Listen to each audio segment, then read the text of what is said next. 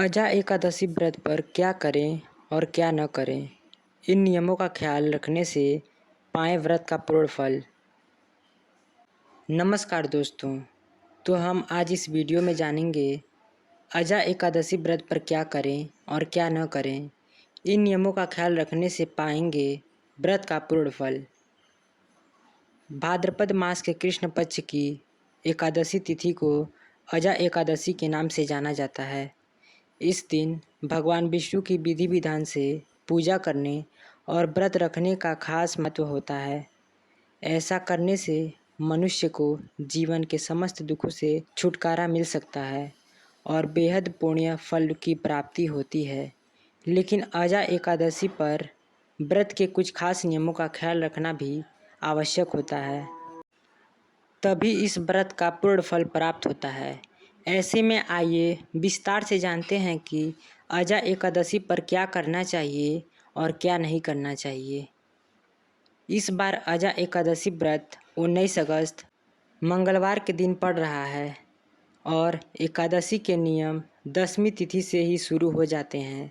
मान्यता है कि इसी दिन से तामसिक भोजन का त्याग करके सात्विक आहार लेना चाहिए। 10वीं तिथि से ब्रह्मचर्य का पालन करना जरूरी माना जाता है।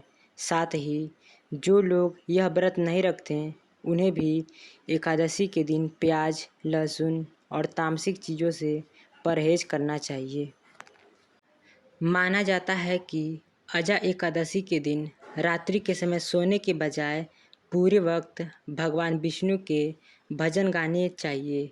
ऐसा संभव न हो तो आप रात में विष्णु जी के मंत्रों का जप भी कर सकते हैं। ऐसा करने से मनुष्य को भगवान की विशेष कृपा प्राप्त हो सकती है और जीवन के दुख दूर हो सकते हैं। अजा एकादशी व्रत के दिन क्रोध करने, झूठ बोलने, झगड़ा करने, बुराई करने आदि कार्यों से बचना चाहिए। ऐसा करने से शुभ की जगह अशुभ फल की प्राप्ति हो सकती है। साथ ही इस तिथि पर दिन के समय सोना भी वर्जित माना जाता है। तो आइए जानते हैं द्वादशी तिथि पर कैसे खोले व्रत। एकादशी के दिन व्रत रखने के बाद द्वादशी तिथि पर व्रत का पारण किया जाता है। ऐसे में अगले दिन सुबह जल्दी उठकर स्नान करें और साफ वस्त्र धारण करें।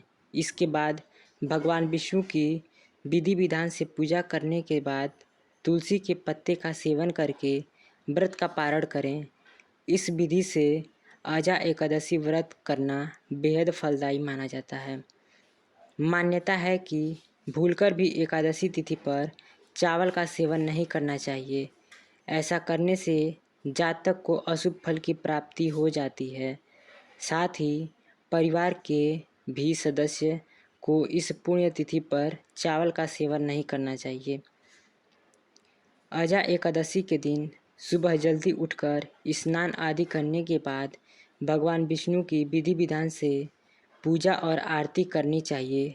साथ ही व्रत का संकल्प भी अवश्य लें और व्रत कथा का पाठ करें। ऐसा करने से जीवन के समस्त दुखों और पापों से आपको मुक्ति मिल सकती है।